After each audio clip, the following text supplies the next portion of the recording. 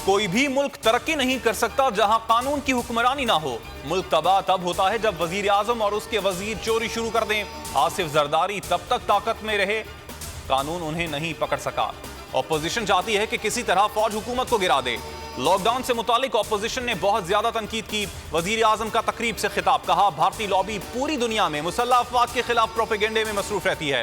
पुलवामा हमले के बाद एहसास हुआ कि ताकतवर फौज जरूरी है।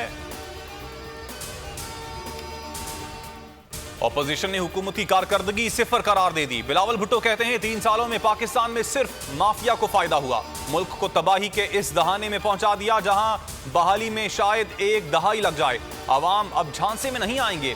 हमजा शहबाज बोले तहरीक इंसाफ को तकरीबात के बजाय सोग मनाना चाहिए। अवाम को महंगाई, बेरोजगारी और माशी बदहाली का शिकार करने पर मुआफी मांगना चाहिए।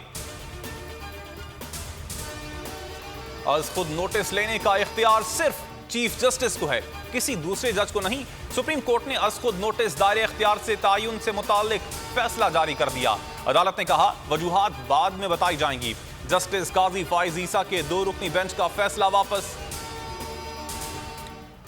अफगानिस्तान में अब अमन होगा, नई हुकूमत में सबको नुमाइंदगी और हुकूक मिलेंगे। तालिबान रहनुमा शहाबुद्दीन कहते हैं अफगानिस्तान को तरक्की और खुशहाली के लिए मिलकर काम करेंगे। शरीयत के उसूलों पर अमल चाहते हैं। किसी दूसरे मुल्क की अफवाज को अफगानिस्तान में रहने को भी मुस्तरद कर दिया।